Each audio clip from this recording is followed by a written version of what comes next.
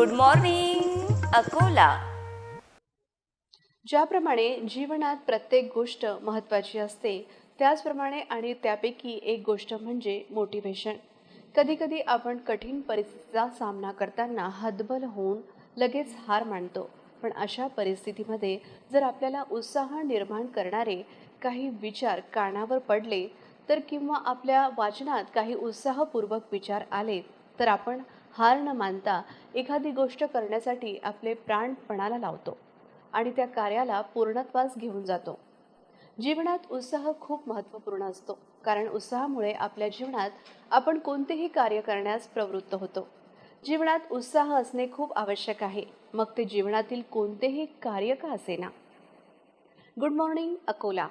RRC प्रस्तुत good morning Akola या कार्यक्रमात मी मानसी आपले हार्दिक स्वागत करते.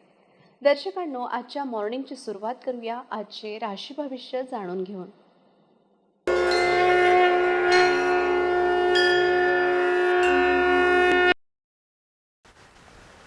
जय हो, नमस्कार. गुड मॉर्निंग अकोला में आपका स्वागत है. मैं पंडित सुदर्शन शर्मा. आइए शुरुआत करते हैं कार्यक्रम की. जानते हैं बुधवार 25 मई 2022 को 12 राशियों के सितारे हमें क्या कह रहे हैं, क्या संदेश दे रहे हैं. सबसे पहले मेष राशि.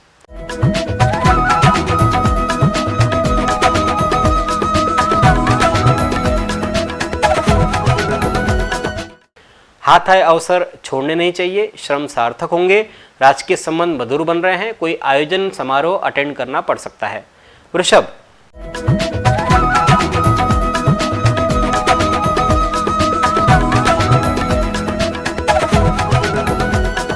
कई धार्मिक कार्यों में इन्वॉल्व होने से मनस्थिति सुधरेगी.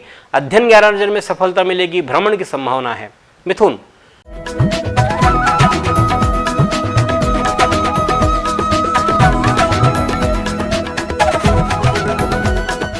प्राइवेट लाइफ डिस्टर्ब हो सकती है. दिल के मामलों में असुरक्षित महसूस करेंगे. कमर्शियल प्रोजेक्ट्स में देरी से निराशा हाथ लग सकती है. कर्क.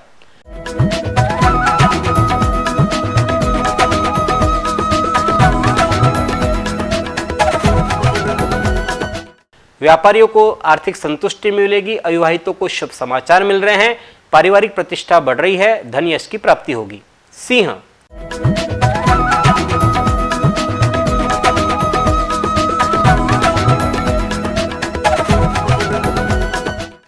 वित्त प्राप्ति अच्छी रहेगी. व्यवसायिक संबंध में छोटी यात्रा हो सकती है.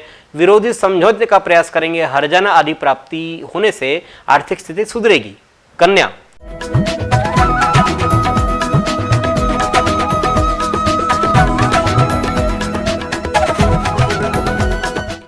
स्थान परिवर्तन के योग बन रहे हैं. प्रवास और छोटी यात्राएं हो सकती है. सार्वजनिक जीवन में पद प्रतिष्ठा बढ़ रही है. यश की प्राप्ति होगी. तुला.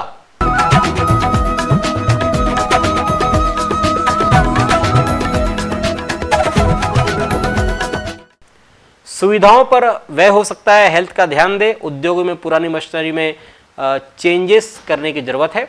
वृश्चिक.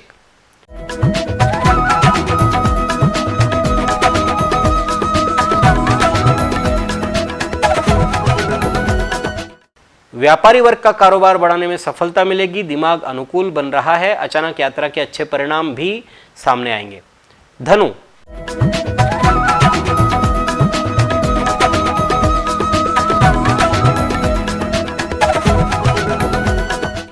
आय के स्रोत बढ़ रहे हैं. मैत्री संबंधों का लाभ होगा. कोई मनोरंजक यात्रा हो सकती है. क्रय विक्रय में लाभ की उम्मीद आप कर सकते हैं. मकर.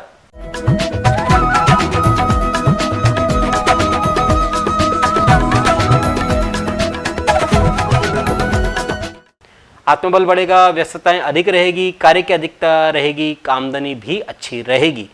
कुंभ.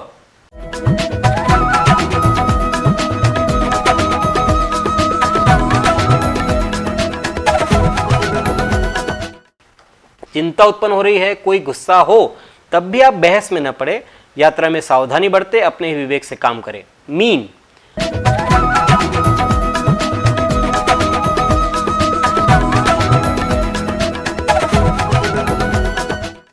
फिजिकली और मेंटली फिट महसूस करेंगे। प्रोफेशनल फ्रंट पर स्ट्रेस से गुजर सकते हैं। कोई क्रिएटिव प्रोजेक्ट अच्छे रिजल्ट आपको देंगे। ये है 12 राशियों का फलादेश बुधवार 25 मई 2022 को। कल इसी समय इसी कार्यक्रम में पुनः आपसे भेंट करेंगे। ईश्वर आप सभी को स्वस्थ और सुखी रखे। धन्यवाद। जय श्री राम।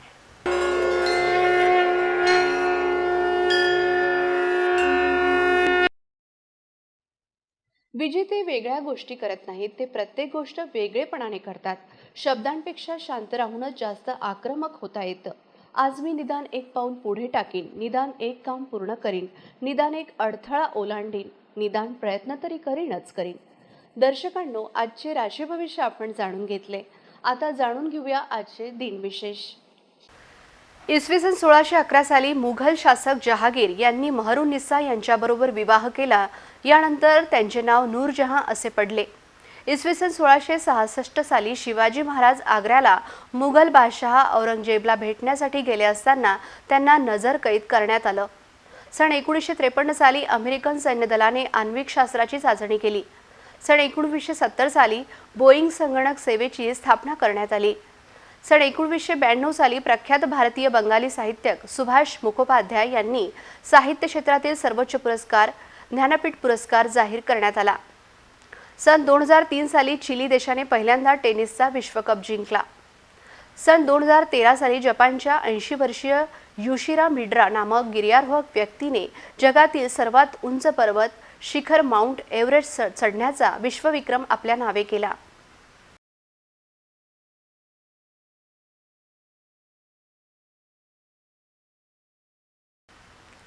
इसवी सन 1803 साली अमेरिकन निबंध लेखक, व्याख्याता, तत्ववेत्ता आणि कवी राल्फ वाल्डो इमर्सन यांचा जन्मदिन. इसवी सन 1831 साली प्रख्यात भारतीय उर्दू गझल कवी दाग देहलवी यांचा जन्मदिन. इसवी सन 1878 साली ब्रिटिशकालीन भारतातील थोर राष्ट्रवादी, लेखक, पत्रकार, संपादक आणि राजकीय कार्यकर्ते रामकृष्ण पिल्लई यांचा जन्मदिन. इसवी सन 1886 साली सुभाषचंद्र बोस यांच्या भारतीय राष्ट्रीय सेना दलाचे प्रमुख सेनानी व महान भारतातील क्रांतिकारक रसबिहारी बोस यांचा जन्मदिन. इसवी सन 1895 साली ब्रिटिशकालीन भारतीय इतिहासकार व निबंधकार त्र्यंबक शंकर शेजवलकर यांचा जन्मदिन. इसवी सन 1899 साली प्रसिद्ध ब्रिटिशकालीन भारतातील बंगाली कवी, लेखक आणि संगीतकार तसंच बांगलादेशाचे राष्ट्रीय कवी म्हणून मान्यता मिळविणारे काझी नजरुल इस्लाम यांचा जन्मदिन. सन 1926 साली गुजराती साहित्य अकादमी पुरस्कार सन्मानित भारतीय कादंबरीकार, नाटककार आणि अनुवादक धीरूबेन गोर्धनभाई पटेल यांचा जन्मदिन. सन 1933 साली त्रिनिदाद आणि टोबॅगो देशाचे माजी पंतप्रधान बासदेव पांडे यांचा जन्मदिन. सन 1936 साली सेवानिवृत्त भारतीय कसोटी क्रिकेटपटू रूसी फ्रामरोज यांचा जन्मदिन. सन 1946 साली सेवानिवृत्त भारतीय क्रिकेटपटू बिशन सिंह बेदी यांचा जन्मदिन. सन 1974 साली विज्ञान व तंत्रज्ञान क्षेत्रातील शांतीस्वरूप भटनागर पुरस्कार तसंच इन्फोसिस पुरस्कार सन्मानित प्रख्यात शिकागो विद्यापीठातील रसायनशास्त्र विभागाच्या प्राध्यापक मूळ भारतीय वंशीय यमुना कृष्णन यांचा जन्मदिन.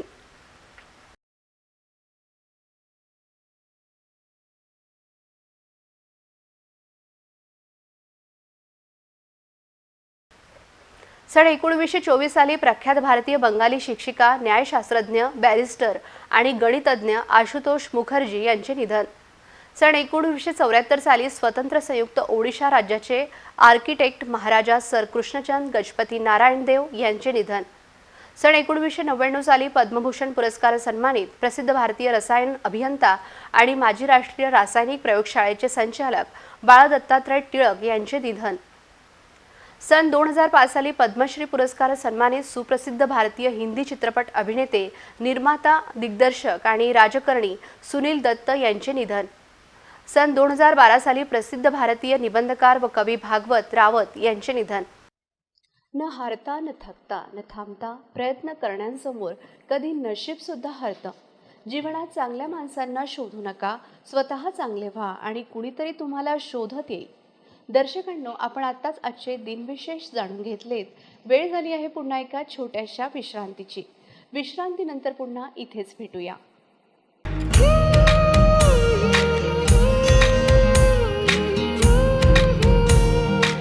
हाय मैत्रिणींनो, कशा आहात? RRC प्रस्तुत सिटी मैत्रीण हा कार्यक्रम पाहत आहात की नाही? नक्कीच पाहत असणार. मैत्रिणींनो, RRC प्रस्तुत सिटी मैत्रीण या कार्यक्रमात महिलांमधील दडलेले कलागुण, सुप्ते गुण दाखवा सिटी मैत्रीणच्या माध्यमातून. मैत्रिणींनो, RRC मार्फत आमच्या सर्व सिटी मैत्रिणींसाठी एक खास संधी आणली आहे, ज्यामध्ये अकोल्यातील सर्व महिलांना सिटी मैत्रीण होण्याची संधी आहे. तुम्हाला सिटी मैत्रीण होण्याकरिता सिटी मैत्रीण सदस्यता नोंदणी करणे आवश्यक आहे आणि याची शेवटची तारीख ही 31 मे आहे. तर मैत्रिणींनो, लवकरात लवकर सिटी मैत्रीणची सदस्यता नोंदणी करा. नोंदणी करण्यासाठी पत्ता सिटी चॅनल ऑफिस, उत्सव संकुल, गांधी रोड, अकोला. तसेच अधिक माहितीकरिता तुम्ही संपर्क करा 84 84 84 21 35 या हेल्पलाईन नंबरवर.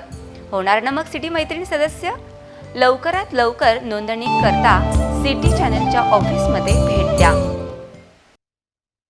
एखादी गोष्ट करण्यासाठी आपल्याला सकारात्मक विचार प्रवृत्त करत असतात आणि या सकारात्मक विचारांमुळेच तर आपल्याला उत्साह निर्माण होतो आणि या उत्साहाच्या बळावर आपण एखादे अशक्य वाटणारे कार्यसुद्धा पूर्ण करतो. जीवनात उत्साह जोपर्यंत जिवंत आहे तोपर्यंत माणसाला कोणत्याच गोष्टीची भीती राहत नाही. तो त्या उत्साहाच्या जोरावर जीवनात खूप मोठी कामगिरी पूर्ण करतो. कारण एका दृष्टिकोनातून पाहिले असता माणसाचे जीवन हे आशा आकांक्षावर अवलंबून आहे. जीवनात आशा असणे खूप महत्त्वाचे आहे. कधीही हार न मानता समोर चालत राहणे म्हणजेच आयुष्य होय. विश्रांतीनंतर RRC प्रस्तुत गुड मॉर्निंग अकोलामध्ये सर्व दर्शकांचं खूप खूप स्वागत. आज योग शिक्षिका श्रद्धा मोकाशी मॅडम योगामध्ये काय शिकवतात बघूया. हरिओम तत्सत. तर सर्वसाधारण लोकांनी म्हणजे तंदुरुस्त लोकांनी मेंटेन करण्याकरता ताडासन, तिरी ताडासन, कटीचक्रासन करायचे आहे. तर या ताडासनाकरता आपल्याला दोन्ही पायांवर उभं राहायचं आहे. आधी आपण हे शिकवलेलं आहे तरी पण पुन्हा सांगण्याचा प्रयत्न करते. श्वास घेत हात वर घ्यायचे आहे, वर जोडून घ्यायचे आणि श्वास सोडत डोक्यावर ठेवायचे. आता श्वास घेत घ्या, हात वर वर पूर्णतः ताणून द्यायचे आहे पायाची. अशा प्रकारे 3 वेळा 5 वेळा, सुरुवातीला 3 वेळा करायचे काही दिवस, त्याच्यानंतर 1 आठवड्यानंतर 5 वेळा करायचे. म्हणजे हातपाय दुखणार नाही. पहिल्यांदाच जर का 8 वेळा केले तर आपले हातपाय जास्त दुखू शकतात. तिथे ताडासन करायचंय. पायामध्ये कांद्याचे अंतर घ्यायचंय. श्वास घेत मध्ये आणि श्वास सोडत उजवीकडे, श्वास घेत मध्ये, श्वास सोडत डावीकडे, श्वास घेत मध्ये. अशा प्रकारे तिर्यक ताडासन 3 वेळा, 5 वेळा आणि 8 वेळापर्यंत वाढवायचं आहे. पायामध्ये आणखी नंतर घ्यायचं आहे. कटीचक्रासन करूया. श्वास घेत मध्यभागी, श्वास सोडत मागे वळायचं आहे. हात शरीराला लपेटून घ्यायचे. श्वास घेत मध्यभागी, श्वास सोडत दुसरीकडे, पुन्हा श्वास घेत मध्ये आणि श्वास सोडत खाली. अशा प्रकारे ताडासन, तिर्यक ताडासन, कटीचक्रासन सुरुवातीला 3 वेळा करायचे आहे.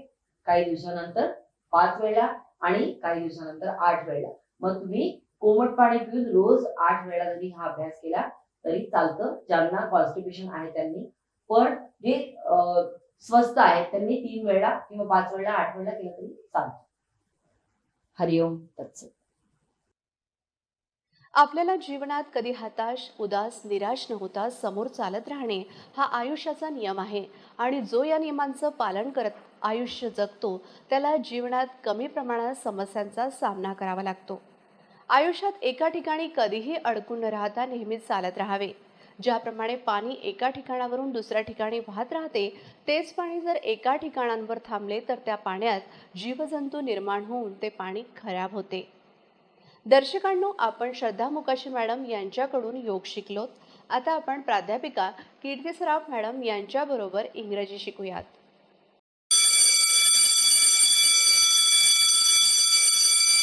नमस्कार मित्रांनो आणि मैत्रिणींनो, मी कीर्ती सराफ आजच्या इंग्लिश स्पीकिंग सेशनमध्ये आपल्या सगळ्यांचं स्वागत करते. Hello everyone, this is Kirti Saraf and I would like to welcome you all in today's English speaking session. Friends, आपण खूप बेसिक कन्स्ट्रक्शन आजपर्यंत इंग्लिशमधले शिकलेले आहोत. नवीन नवीन शब्द शिकलेले आहोत. नवीन नवीन वाक्यांचे प्रकार शिकलेले आहोत. आज आपण शिकणार आहोत काही शब्द ज्यांचं स्पेसिफिक यूज असतो इंग्लिश जेव्हा आपण बोलतो तेव्हा. तर त्या शब्दांचं नाव आहे प्रिपोजिशन. आज आपण प्रिपोजिशनबद्दल शिकणार आहोत. तर प्रिपोजिशन म्हणजे काय? तर प्रिपोजिशन म्हणजे असा एक शब्द असतो जो वाक्यामधल्या नामाचं, वस्तूचं, व्यक्तीचं, प्राणीचं पोझिशन दाखवतो, त्यांची जागा किंवा प्लेसबद्दल आपल्याला सांगतो. तर त्या शब्दाला म्हणतात preposition. Preposition is a word which shows the position of the noun in the sentence. तर आपण ग्रामरने शिकणार आहोत, पण प्रिपोजिशनबद्दल नक्की माहिती आपल्याला असायला हवं, कारण करेक्ट प्रिपोजिशन वापरले तरच आपण करेक्ट वाक्य आणि त्याचा अर्थ पण प्रॉपर एक्सप्लेन करू शकू, किंवा मग आपण आपलं सेंटेन्स जे आहे ते प्रॉपर डिलिव्हर करू शकू. ओके. तर मित्रांनो, आज आपण सगळ्यात बेसिक आणि खूप इझी आणि पहिलं छोटं preposition, that is in. In म्हणजे च्या आतमध्ये. ठीक आहे. कोणती तरी वस्तू जर त्याच्या आतमध्ये असेल तर आपण इन वापरतो. तर आज आपण इन वापरून सेंटेन्स, इनचा अर्थ सांगितला मी तुम्हाला, च्या आत, और उसका मतलब रहता है इसके अंदर अगर कोई चीज़ रहती, कोई चीज़ के अंदर, that is shown by using the preposition in. Okay. तर आता आपण चला करूया वाक्य यूजिंग द प्रिपोजिशन इन. आता आपण वाक्य बनवायचे आणि त्याच्यामध्ये इन यूज करायचं आहे. The gift is in the box. Gift जे आहे ते बॉक्सच्या मध्ये आहे. The pencil is in the compass, और the pencil is in the pouch. Pencil ही पाउचमध्ये आहे. The file is in the computer. File ही कम्प्युटरमध्ये आहे. The song is in the CD. Song जे आहे ते CD मध्ये आहे. The video is in the mobile. Video जो आहे तो मोबाईलच्या मध्ये आहे. The cat is in the box. जी मांजर आहे ती बॉक्समध्ये आहे. The bird lives in the nest, म्हणजे पक्षी जो आहे तो घरट्यात राहतो. The lion lives in den. Den म्हणजे गुफा. लायन, सिंह जो आहे तो गुफेमध्ये राहतो. The elephant lives in jungle. Jungle किंवा फॉरेस्ट दोन्ही पण इंग्लिश शब्द आहे. The elephant lives in jungle, और the tiger lives in jungle, म्हणजे टायगर किंवा एलिफंट जो आहे, हत्ती किंवा वाघ जो आहे तो जंगलामध्ये राहतो. Okay. She is sleeping in the room, और she is sleeping in her room. ती तिच्या रूममध्ये झोपलेली आहे. Okay. The lesson is in the book. Lesson कुठे आहे? बुकमध्ये आहे. The notes are in the notebook. The birds live in the nest. Birds, पक्षी हे नेस्टमध्ये राहतात. Wild animals lives in forest. Wild animals कुठे राहतात? जंगलामध्ये राहतात. She is studying in her room. ती तिच्या रूममध्ये अभ्यास करत आहे. Keep the bag in the cupboard. ही बॅग कबर्डमध्ये ठेव. Keep this books in the shelf. शेल्फमध्ये ठेव. हे बुक्स जे आहे ते शेल्फमध्ये ठेव. Keep the grocery in the container. Grocery म्हणजे सामान, हे कंटेनर म्हणजे डब्यामध्ये ठेव. Okay. Save this file in the computer. ही जी फाईल आहे ही कम्प्युटरमध्ये सेव्ह कर. तर मित्रांनो, अशा प्रकारे इनचे खूप सारे अनगिनत इन्फायनाईट सेंटेन्स आपण बनवू शकतो. तर इनचा अर्थ होतो च्या आतमध्ये. एखादी वस्तू जर च्या आतमध्ये ठेवायची असेल किंवा असेल तर त्याला इन हे प्रिपोजिशन वापरतात. आपण आता दुसरं प्रिपोजिशन पाहणार आहोत, दॅट इज ऑन. ऑन म्हणजे च्यावरती. तर एखादी वस्तू त्या याच्यावर जर टच करून असेल तर त्याला म्हणायचं ऑन, आणि एखादी वस्तू जर त्याच्यावरती असेल, टच न करता असेल तर त्याला ओव्हर वापरतात. ठीक आहे. तर आपण सगळ्यात पहिले आता ऑन प्रिपोजिशन पाहूया. तर ऑन जेव्हा आपण यूज करतो तेव्हा ती वस्तू त्या दुसऱ्या सरफेसला टच करून असते, तर तेव्हा आपल्याला ऑन वापरायचं आहे. For example, keep the phone on the table. हा फोन टेबलवर ठेव. The books are on the table. Books हे टेबलवर आहे. Keep this plate on the shelf. ही जी प्लेट आहे ती शेल्फवर ठेव. Okay, then keep the glass on the rack. हा ग्लास रॅकवर ठेव. then keep this the bird is sitting on the branch. जो पक्षी आहे तो ब्रांचवर बसलेला आहे. He is sitting on the chair. तो चेअरवर बसलेला आहे. Grandma is sleeping on the bed. Grandma ही बेडवर झोपलेली आहे. Guest are sitting on the sofa और काउच. ओके, गेस्ट हे सोफ्यावर किंवा काउचवर बसलेले आहेत. The recording is done on the camera. Recording हे कॅमेरावर रेकॉर्ड होतं आहे सगळं. सो ऑन म्हणजे च्यावर. पण मग ऑन फक्त एकाच ठिकाणी वापरतात का? नाही. ऑनचे अजून पण काही उपयोग आहेत. On is also use to show the day and date. ऑनचा अजून एक उपयोग होतो. ऑन म्हणजे जर तुम्ही एखादी वस्तू एखाद्या याच्यावर ठेवत असाल, ऑन असेल तर sit on the floor. Sit on the floor म्हणजे जमिनीवर बसा.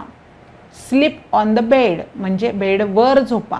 मग आता त्याला टच करून असेल तर ऑन वापरतो, हे आपण पाहिलं. पण ऑनचा दुसरा पण उपयोग आहे, to show the day and date. जर डे आणि डेट जर तुम्हाला शो करायची असेल किंवा सांगायची असेल वाक्यामध्ये, तरी पण ऑनच वापरतात. For example, my birthday is on 5th May. माझा बर्थडे 5th मेला असतो. The result will be declared on 15th June. पहा, डेट सांगतोय आपण. Result will be declared on 15 June. Result हे 15 जूनला डिक्लेअर होतील. My exam starts on 15th April. माझी एक्झाम 15th एप्रिलला सुरू होईल. And ends on 20th May. आणि 20th मेला संपेल. Okay. Father joins the office on Monday.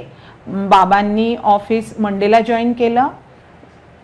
On म्हणजे to show the day and date, हे लक्षात ठेवायचं. On is also use to show the position. Yes, एखादी वस्तू एखाद्यावर ठेवलेली असेल, टच करून असेल तरी पण ऑन वापरतो. तर day and date. We have holidays on Sunday. संडेला आपल्याला सगळ्यांना सुट्टी असते. My vacation starts on Sunday. माझे वेकेशन संडेला स्टार्ट झाले. त्याच्यानंतर I wake up late on holidays. मी हॉलिडेजला उशिरा उठते. I wake up early on weekdays. Weekdays म्हणजे मंडे टू फ्रायडे आणि सॅटर्डे संडे वीकेंड राहतो. ओके. वीकेंड हा जनरली 2 दिवसाचा असतो, सॅटर्डे संडे. पण जर तुम्हाला एकच दिवसाची सुट्टी मिळत असेल तर तुमचा वीकेंड एकच दिवसाचा असेल. पण जनरली कंपनीचे सुट्टी जी असते, ITs वगैरे, तर त्यांना 2 दिवसांचा वीकेंड राहतो. Okay. So I wake up late on weekends. मी वीकेंड्सला उशिरा उठते. किंवा आपण असं पण म्हणू शकतो, आय वेकअप अर्ली. वेकअप म्हणजे झोपेतून उठणे सकाळी. So I wake up early on weekdays. वीकडेजला जे कामाचे दिवस असतात आपले, मंडे टू फ्रायडे, तेव्हा मी लवकर उठते. तर याला कसं म्हणणार?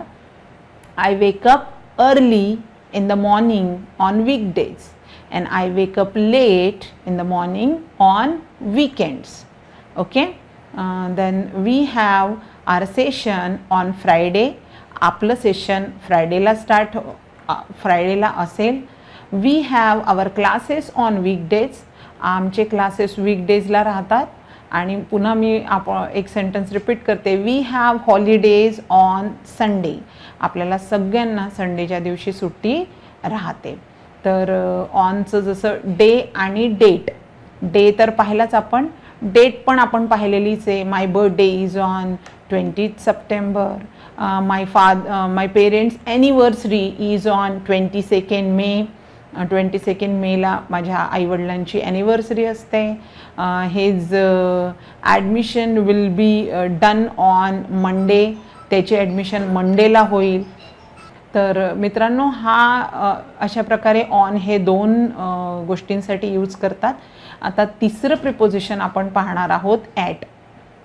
फ्रेंड्स, ॲट हे प्रिपोजिशन जे आहे हे डायरेक्शन, प्लेस आणि टाईम दर्शविण्यासाठी यूज करतात. For example, look at the board. बोर्डकडे बघा. Children are looking at the birds. मुलं बर्ड्सकडे बघत आहेत. Don't look at me. माझ्याकडे बघू नको. Look at the board. बोर्डकडे बघ. Look at your friends. Okay, फ्रेंड्सकडे बघा. ओके, तर हे होतं ॲट, म्हणजे डायरेक्शन जेव्हा आपण दाखवतो तेव्हा. Look at your right side, look at your left side, तुमच्या उजव्या बाजूनी बघा, तुमच्या डाव्या बाजूनी बघा. ओके, सो डायरेक्शन दाखवतं आहे. मग आता place, we met at market square, आम्ही मार्केटच्या चौकात भेटलो. He is waiting at the gate, तो गेटच्या तिथे वाट बघत आहे. प्लेस दाखवतो आहे आपण, जागा. Okay, they are waiting at the railway station, ते रेल्वे स्टेशनवर वाट बघत आहेत. He is sitting at the market square, और he is waiting at the market square, तो मार्केट स्क्वेअरजवळ वाट पाहत आहे. सो ॲट, प्लेस, आणि आता at is also use to show the time. I wake up at 8 o'clock, मी 8 वाजता उठले. ही स्लेप्ट ॲट 12 PM, तो रात्री 12 वाजता झोपला. Then my office starts at 10 AM, माझं ऑफिस 10 वाजता सुरू होतं. We have a shoot at 11 AM, आमचं शूट 11 वाजता सुरू झालं. So my programme is starting at 8 AM, माझा प्रोग्राम 8 वाजता सुरू होतो. So at. He goes to school at 7 AM, तो शाळेमध्ये 7 वाजता जातो. My school is over at 5:30 PM, माझी स्कूल 5:30 वाजता सुटते. Okay, father goes to office at 9 AM, बाबा 9 AM स्कूल ऑफिसमध्ये जातात. तर अशा प्रकारे ॲट हे जे प्रिपोजिशन आहे, it is use to show the place, the direction and the time.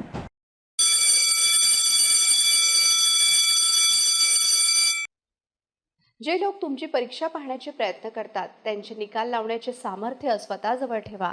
बोलून विचार करण्यापेक्षा बोलण्याआधी विचार केलेला बरा. जोपर्यंत चांगले शिक्षण घेणे म्हणजे चांगली नोकरी लागणे ही संकल्पना पालक आणि विद्यार्थ्यांच्या डोक्यातून निघत नाही, तोपर्यंत समाजात नोकरच जन्माला येतील, मालक नाही. दर्शकांनो, आपण आत्ताच प्राध्यापिका कीर्ती सराफ मॅडम यांच्याबरोबर इंग्रजी शिकलोत. आता आपण RRC प्रस्तुत गुड मॉर्निंग अकोलामध्ये RRC अन्नदाता या विषय सदरात आज काय आहे बघूयात. नमस्कार, मी प्रकाश घाटोळ, प्रभारी अधिकारी कृषी तंत्रज्ञान माहिती केंद्र अकोला तथा विस्तार कृषी विद्यावेत्ता अकोला. आता आपण 2 महत्त्वाच्या बाबी पाहिल्या. पहिली पाहिली पूर्व मशागत कशी करावी, दुसरी पाहिली बीज प्रक्रिया. आता तिसरं महत्त्वाचं काय होतं, आपण बियाणे निवडायचे कसे असतात. केव्हाही आपण सर्टिफाईड बियाणे जर घेतले, प्रमाणित बियाणं जर घेतलं तर त्याचा तुम्हाला फायदाच होतो. यदाकदाचित सरळ वाण जर असेल तर आपण एकदा प्रमाणित बियाणे वापरले तर पुढील 2 वर्ष तेच बियाणे आपल्या घरचं आपण वापरू शकतो. जर का संकरित बियाणे असेल तर त्याचं पुढच्या वर्षी बियाणं आपण वापरू शकत नाही. त्यानंतर सोयाबीनच्या बाबतीत खूप काळजी घेणे गरजेचं आहे. सोयाबीनच्या बियाण्याची उगवण क्षमता जर 75 पेक्षा कमी असेल तर ते बियाणे पेरणीकरता वापरू नये. त्याचबरोबर सोयाबीनच्या बियाण्याची साठवण करताना खूप काळजी घ्यावी लागते, कारण सोयाबीनचं टरफल जे आहे ते खूप तकलादू असते. एकदा जर का ती सोयाबीनच्या बियाण्याची बॅग जर का आपल्याच्याने आपटल्या गेली किंवा उचलघाचल करल्या गेली तर त्यातले 5% बियाण्याचं 5% उगवण क्षमता कमी होण्याचे चान्सेस असतात. त्याच्यामुळे बियाण्याची जास्त उचलघाचल करू नये आणि साठवण करताना 6 बॅगच्या वरती एकावर एक थर लावू नये. ही काळजी घेणे अत्यंत गरजेचं आहे सोयाबीनच्या बाबतीत. त्यानंतर बाकीच्या बियाण्यांमध्ये असा जास्त आपल्याला काळजी घेण्यासारखं काही नसतं, पण सोयाबीनच्यामध्ये तुम्हाला काळजी घेणे गरजेचं आहे. आता आपण बियाण्याची काळजी घेतली, पूर्व मशागत घेतली, बीज प्रक्रिया केली. आता आपल्याला सर्वात महत्त्वाचं राहतं की कोणची जात आपण आपल्या शेतामध्ये निवडावी. विविध प्रकारचे संशोधन केंद्र आहेत. त्या संशोधन केंद्रांमार्फत काही पुस्तके, काही लिफलेट्स, फोल्डर्स अशांचं प्रकाशन केलं जातं. घडीपत्रिका ज्याला आपण म्हणतो, त्यांचं प्रकाशन केलं जातं. ती सर्व बुक्स, पुस्तके, घडीपत्रिका आणि हँडबिल्स ही कृषी तंत्रज्ञान माहिती केंद्र अकोलाच्या कार्यालयामध्ये तुम्हाला उपलब्ध राहतील.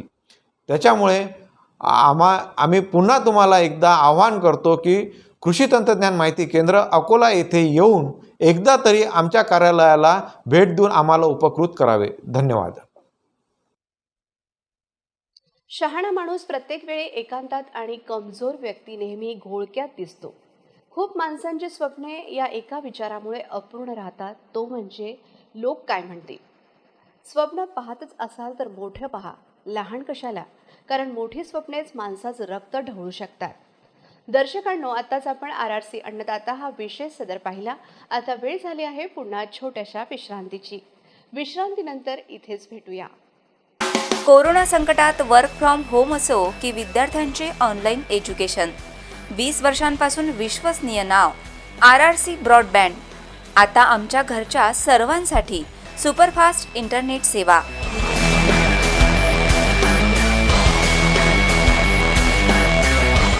चोवीस तास मिळवा 100 Mbps ची स्पीड. RRC broadband.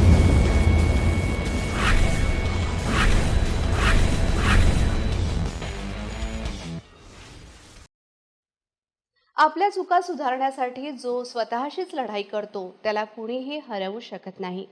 नेहमी तुमचे सर्वोत्तम प्रयत्न करा आणि हे करून देखील ते तुमची कदर करत नसतील तर तो त्यांचा दोष आहे, तुमचा नाही.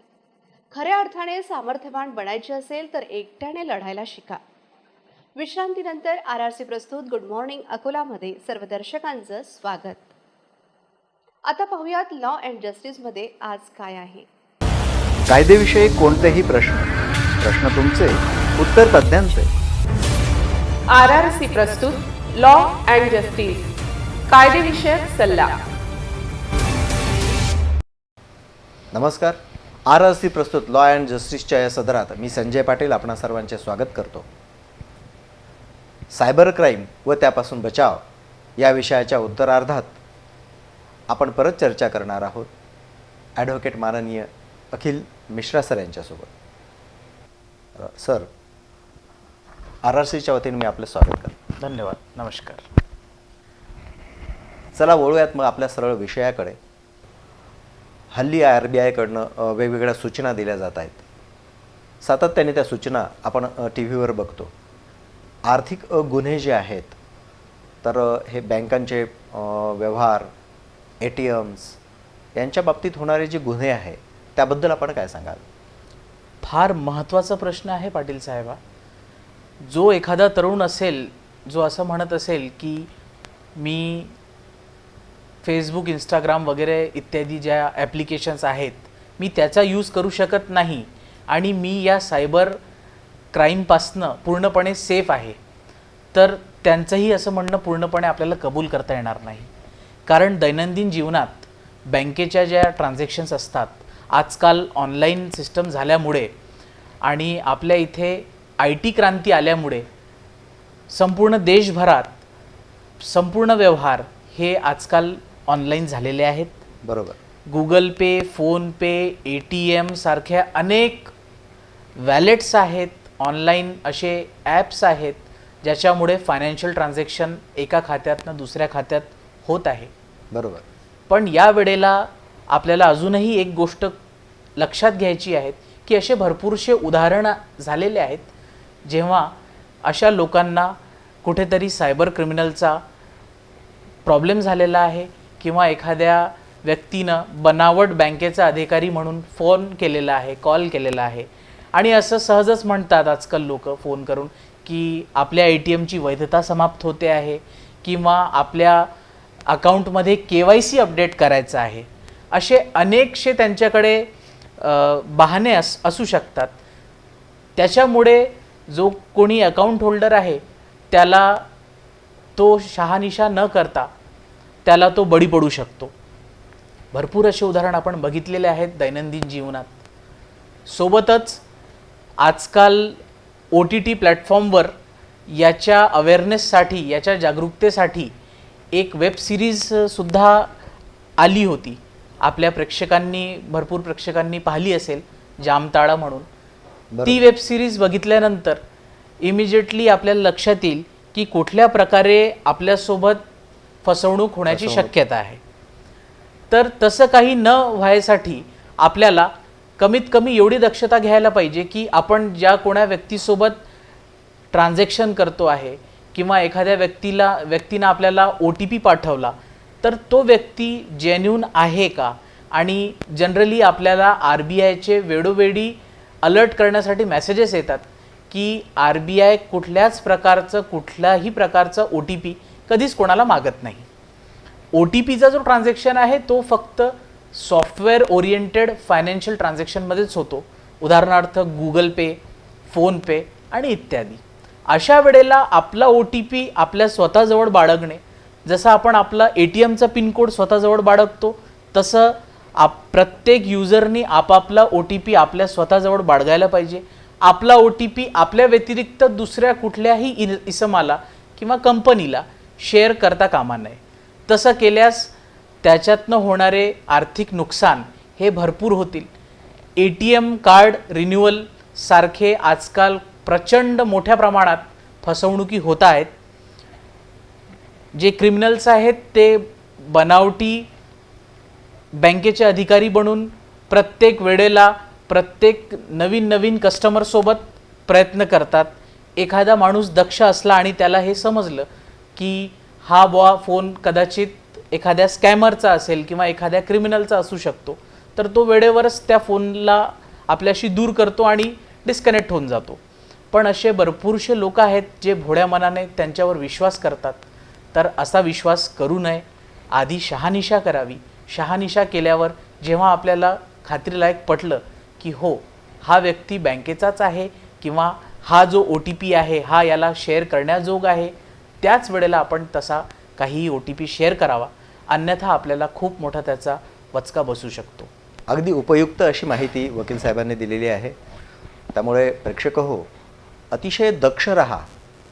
आवश्यक नसेल तिथे तुम्ही OTP कोणासोबतही शेअर करू नका.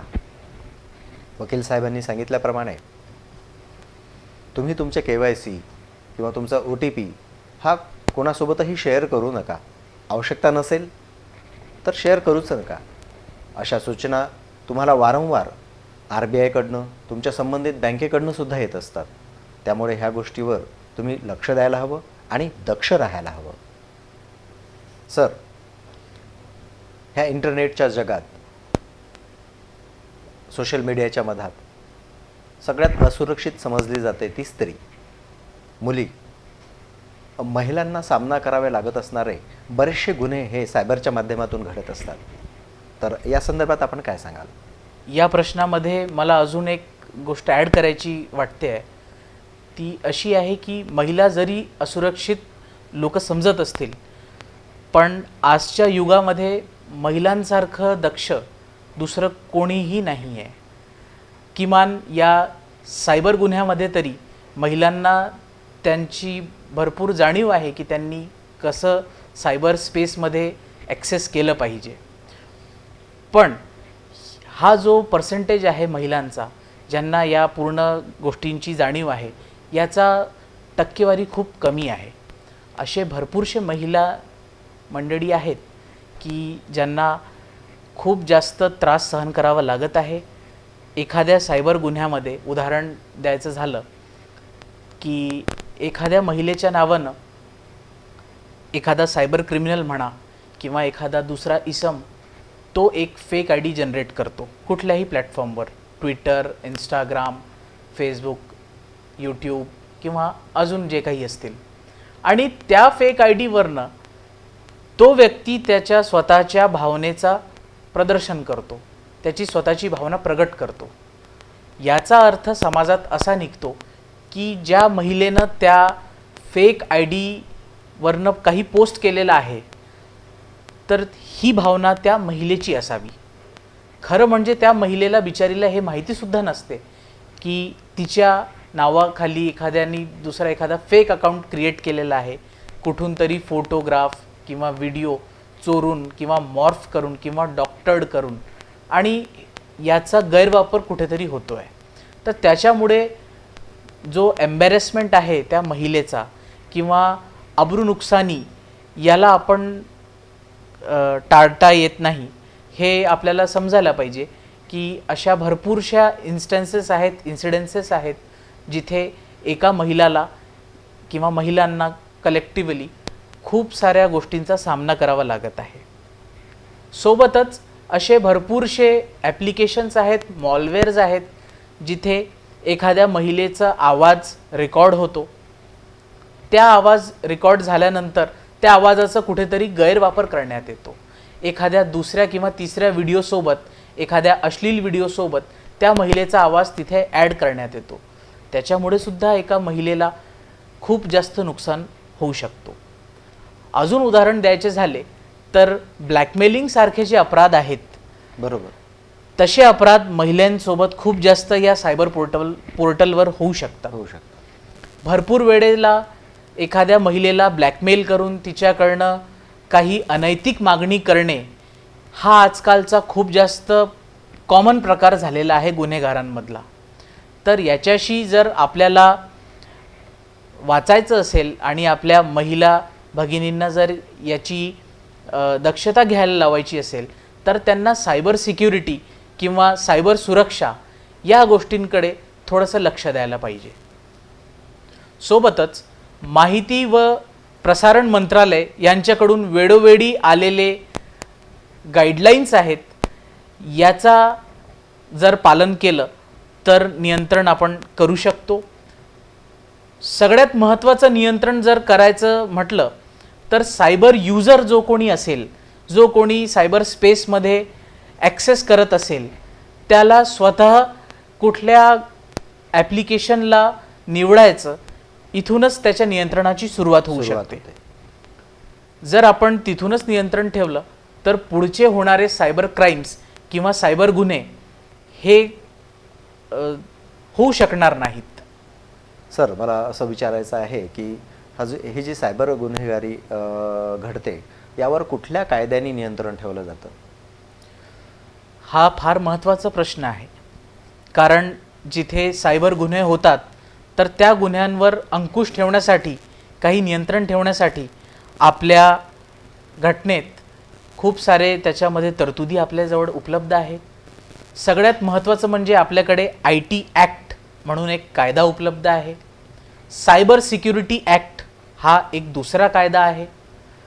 दूरसंचार IT आणि दूरसंचार मंत्रालय यांच्या जॉईंट व्हेंचरनी वेळोवेळी नियंत्रणासाठी आपल्याला गाईडलाईन्स दिलेल्या आहेत. त्या गाईडलाईन्समुळे आपल्याला नियंत्रण करता येते. सगळ्यात महत्त्वाचं म्हणजे प्रत्येक जिल्ह्यात सायबर सेलची स्थापना झालेली आहे, जी पोलिसांची एक विंग आहे. त्या सायबर सेलमुळे सायबर क्राईमवर होणारे नियंत्रण आणि सायबर क्रिमिनलवर होणारे बाकीची कारवाई ही करता येते. तर नियंत्रण आणि कारवाई याला कलेक्टिव्हली आपली जी घटना आहे ती फार दुरुस्त आहे. पण याच्यासोबतच माझं वैयक्तिक असं मत आहे की सायबर नियंत्रण, क्राईमचं नियंत्रण जे आहे, हा नियंत्रण प्रत्येक युजरपासून सुरू होऊ शकतो.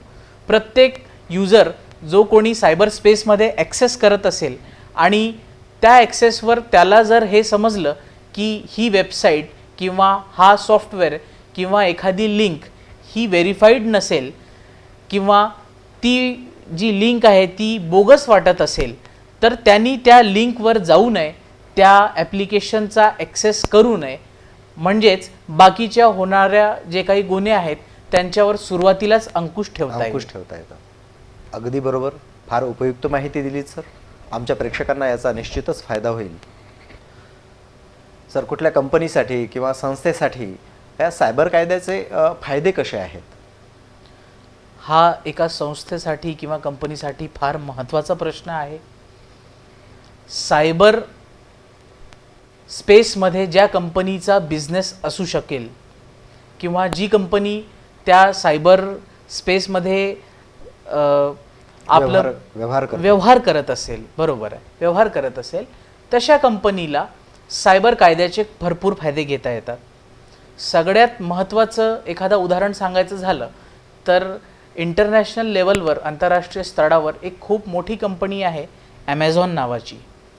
त्या कंपनीचा जो काही प्रॉफिट असेल एका वार्षिक ॲन्युअल इयरचा, त्यापैकी ते 30% पाटील साहेब तेवढे पैसे ते फक्त त्यांच्या सायबर कायद्यासाठी आणि सायबर सिक्युरिटीसाठी इन्व्हेस्ट करतात. त्याचं कारण असं आहे की त्या कंपनीचा जेवढा काही डेटा आहे आणि त्या कंपनीवर व्हिजिट करणारे जे काही बाकीचे युजर्स आहेत त्यांना कुठल्या प्रकारची सुरक्षा भेटू शकेल हा कंपनीचा त्याच्या मागे हेतू असतो. एखाद्या कंपनीला फायरवॉल आपल्या सॉफ्टवेअरमध्ये इन्स्टॉल करायचा असेल किंवा फायरवॉलसोबतच एखादा असा अँटीव्हायरस इन्स्टॉल करायचा असेल, एखादा स्पायवेअरचा प्रोटेक्शन एखादा इन्स्टॉल करायचा असेल, तर ह्या सगळ्या गोष्टींमुळे त्या कंपनीचा सायबर अटॅकपासून खूप मोठा फायदा होऊ शकतो. हल्ली आपण एक न्यूज बघितली होती की चायनामध्ये एका कंपनीचं पूर्ण सर्व्हर जे आहे ते एका दुसऱ्या कुठल्या तरी दहशतवादी गिरोहानं हॅक केलं होतं. त्याच्यामुळे करोडो लाखो करोडो रुपयाचे त्या कंपनीचे नुकसान झाले होते. तसा कुठल्याही संस्थेचा, कंपनीचा किंवा सायबर स्पेसमध्ये काम करणाऱ्या कुठल्याही फर्मचा कुठल्याही प्रकारचं नुकसान होऊ नये याच्यासाठी सायबर कंपन्यांकडे भरपूरसे असे जे याच्या आधी सांगितले ते फायदे आहेत आणि त्या फायद्यांसोबतच त्यांना तसा करण्यासाठी ते स्वतःसोबत आपले युजर्सचा सुद्धा त्याच्यामध्ये सेफ्टीचं लक्ष घेत आहेत. ही खूप महत्त्वाची गोष्ट आहे. सर, सायबर गुन्ह्यांमध्ये गुन्ह्यांचा तपास करत असताना याचा उपयोग हा कसा होत असतो? सायबर गुन्हा हा याचा तपास वेगळ्या वेगळ्या पद्धतीने केला जातो. सगळ्यात महत्त्वाचं आणि मुळाचा जो तपास आहे तो या गोष्टीचा आहे की सायबर गुन्हा कुठे घडलेला आहे, त्याच्यावरनं सायबर क्रिमिनलचा जो लोकेशन आहे किंवा त्याची जी आयडेंटिटी आहे ते क्लिअर होण्यासाठी खूप जास्त मदत होते. उदाहरणार्थ, एखाद्या वेबसाईटवरनं एखाद्या क्रिमिनलनी काही गुन्हा घडवला असेल तर त्या वेबसाईटचा वापर कुठल्या IP ॲड्रेसवरनं झाला हा जर भाग तपासात आला तर निश्चितच त्या व्यक्तीचा लोकेशन किंवा त्या व्यक्तीचा सॉफ्टवेअर हा कुठून तो ऑपरेट करत आहे हे खूप इझिली समजू शकते. सोबतच तपास अधिकारी आजकाल आपले पोलीस यंत्रणेतील तपास जे अधिकारी आहेत ते खूप जास्त सुसज्ज झालेले आहेत. CDR सारख्या भरपूरशा अशा गोष्टी आहेत ज्याच्यावरनं त्यांना कन्व्हिक्शन करण्यासाठी किंवा एखाद्या आरोपीला अटक करण्यासाठी खूप जास्त मदत भेटते. तर आजकालची आपली सायबर सेल ही सुद्धा खूप जास्त दक्ष झालेली आहे आणि या सगळ्या गोष्टींमुळेच सायबर गुन्ह्यात पुढे जाऊन मग त्याचा कन्व्हिक्शन करता येतो. सर, एखाद्या वेळेस सायबर गुन्हा घडला तर त्याची नोंद नेमकी कुठे करावी? महत्त्वाचा प्रश्न परत पाटील साहेब आपण विचारला आहे. सायबर गुन्हा हा जिथे कुठे घडतो तर एका कॉमन व्यक्तीला त्या गुन्ह्याची लोकेशन समजत नाही, कारण तो गुन्हा तर त्याच्या हातात असलेल्या एखाद्या गॅजेटमुळे, एखाद्या कम्प्युटर किंवा लॅपटॉप किंवा फोनमध्ये झालेला असतो. बरोबर. तर त्याला हे समजण्यामध्ये थोडासा त्रास होतो की हा गुन्हा नेमकं कुठे नोंदवावा. आता एखाद्या कंपनीचा हेडक्वार्टर दिल्ली दाखवत असेल तर आपण आणि युजर अकोल्याचा असला तर तो इथून दिल्लीपर्यंत जाऊन त्याला गुन्हा तसा नोंदवता येत नाही आणि ते त्याला प्रॅक्टिकली पॉसिबलही नाही. तर जिथे कुठे तो गुन्हा घडला असेल त्याच कार्यक्षेत्रात असलेल्या SP ऑफिसमध्ये असलेल्या सायबर सेलमध्ये तो गुन्हा नोंदवण्यात येतो. सोबतच गुन्हा नोंदवतेवेळी ज्या काही घटना घडलेल्या आहेत आणि ज्या वेबसाईटमुळे किंवा ज्या ॲप्लिकेशनमुळे अथवा सॉफ्टवेअरमुळे तसा गुन्हा घडलेला आहे, त्या गुन्ह्याबाबतीची संपूर्ण माहिती लेखी स्वरूपात त्या सायबर सेलमध्ये जमा करावी लागते. त्यानंतर तपास अधिकारी त्या गुन्ह्याचा तपास करून पुढच्या कारवाईसाठी सुसज्ज होतात. सर, हल्ली डिजिटल पेमेंटचं प्रमाण फार वाढलं आहे. Google Pay, PhonePe, e wallet, net banking. तर यामध्ये नेमकं फसवणूक कशी होते आणि यापासून आपण सुरक्षा कशी घ्यावी?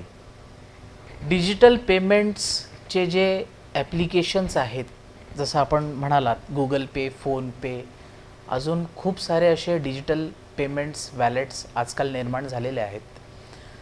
या डिजिटल पेमेंटच्या ॲप्लिकेशन्सद्वारे आपली फसवणूक होण्याची खूप जास्त शक्यता आहे.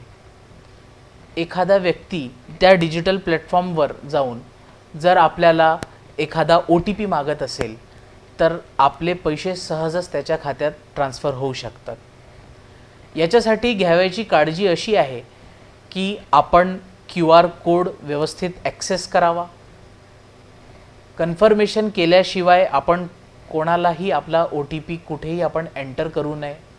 QR कोड कुठल्याही प्रकारचा कुठलाही आल्यानंतर त्याला इमिजिएटली स्कॅन करायच्या पहिले आपण त्याची शहानिशा करून घ्यावी की हा QR कोड कुठल्या व्यक्तीने पाठवलेला आहे आणि कुठल्या कामासाठी आहे. भरपूर वेळा असे सुद्धा क्रिमिनलचा जो मोडस ऑपरेंडी आहे, ज्याला आपल्याला म्हणता येईल की गुन्हा करण्याची त्यांची एक वेगळीच तऱ्हा, एक वेगळीच जी कला आहे ती अशी असते की ते म्हणतात की साहेब आम्ही तुमच्या खात्यात काही पैसे पाठवतो, तर ते पैसे पाठवण्यासाठी आपल्याला हा QR कोड स्कॅन करावा लागेल. तर कधीकधी एखादा यूजर असा याला बळी पडू शकतो आणि बळी पडल्यानंतर तो QR कोड स्कॅन करतो आणि स्कॅन केल्यानंतर बाकीचं जे काही घटनाक्रम आहे ते आपण वेळोवेळी न्यूज चॅनल्समध्ये आणि आपल्या मीडियाच्या मार्फत आपल्याला समजतेच. तर अशा गोष्टींचा खूप जास्त आपण लक्ष द्यायला पाहिजे आणि QR कोड आणि OTP सारखे जे खूप जास्त महत्त्वाचे पॉईंट्स आहेत याचा ॲक्सेस अत्यंत काळजीपूर्वक आणि अत्यंत सावधानीने करायला पाहिजे, असं माझं याच्यावर मत आहे. अगदी बरोबर सर. आमचे प्रेक्षक जे आहेत तर ते काही लहान मुलं आहेत, काही वयस्कर मंडळी आहे ज्यांना त्या सॉफ्टवेअरची किंवा त्या इंटरनेटचं ज्ञान नसतं. सायबर गुन्ह्यापासून बचावासाठी आपण सर्व प्रेक्षकांना काय संदेश द्याल? सायबर गुन्ह्यापासून स्वतःच्या बचावासाठी किंवा सायबर गुन्हा थांबवण्यासाठी प्रत्येक वेळेला स्वतः जो यूजर आहे, ज्याला सायबर स्पेसचा ॲक्सेस आहे, तो स्वतः जबाबदार आहे. त्या यूजरनी जर स्वतः काळजी घेतली, जे काही ॲप्स आहेत जे व्हेरीफाईड नाहीत किंवा अशी एखादी लिंक आहे ज्याच्याबद्दल त्यांना पूर्णपणे माहिती नाही किंवा एखादा असा फायनान्शियल ट्रान्झॅक्शन आहे ज्याच्याबद्दल पूर्णपणे कॉन्फिडन्स नाही, तर अशा वेळेला सायबर गुन्ह्यासाठी तो बळी पडू शकतो. तसं न होण्यासाठी प्रत्येक यूजरनी, प्रत्येक माणसानं जो कोणी सायबर स्पेसमध्ये ॲक्सेस करत असेल त्यांनी स्वतःची जबाबदारीने स्वतःच सगळी शहानिशा करून मगच पुढचं पाऊल सायबर स्पेसमध्ये घ्यायला पाहिजे. आपले खूप महत्त्वाचे डेटा जसे की आपले यूजर नेम, पासवर्ड्स, आपले OTP हे दुसऱ्यांसोबत शेअर करायला नाही पाहिजे. वेळोवेळी आपले पासवर्डमध्ये चेंजेस करायला पाहिजे. पासवर्डची स्ट्रेंथ म्हणजे पासवर्डची शक्ती कशी आहे हे आजकाल भरपूर वेळेला ईमेल अकाउंट बनवताना आपल्याला सुचवल्या जाते की एखादा कॅपिटल लेटर इंग्रजीतला ठेवा, एखादा स्मॉल लेटर इंग्रजीतला ठेवा, एखादा स्पेशल कॅरेक्टर जसे की हॅश, ॲस्टरिक, कॉमा असा एखादा ठेवा आणि सोबतच एखादा न्यूमरोलॉजिकल नंबर ठेवा. तर अशा सगळ्या 3-4 कॅरेक्टर्सला मिळून एखादा जर पासवर्ड तयार केला तर तसा पासवर्ड खूप जास्त स्ट्रॉंग पासवर्डच्या श्रेणीमध्ये येतो.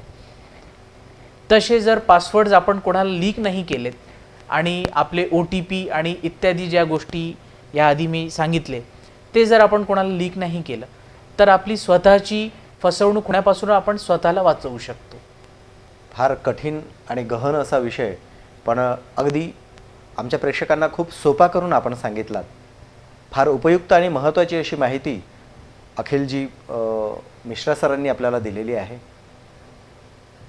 उच्च न्यायालय खंडपीठ नागपूर येथे एवढ्या व्यस्ततेत ते अधिवक्ता म्हणून कार्यरत असतानासुद्धा त्यांनी त्यांचा मोलाचा वेळ आपल्यासाठी दिला. आज या लॉ अँड जस्टिसच्या मंचावर येऊन त्यांनी आमच्या प्रेक्षकांना मोलाची अशी माहिती दिली. त्याबद्दल मी RRCच्या वतीने सरांचे धन्यवाद व्यक्त करतो. मी पण आपल्या पूर्ण टीमचा धन्यवाद करतो. धन्यवाद पाटील साहेब.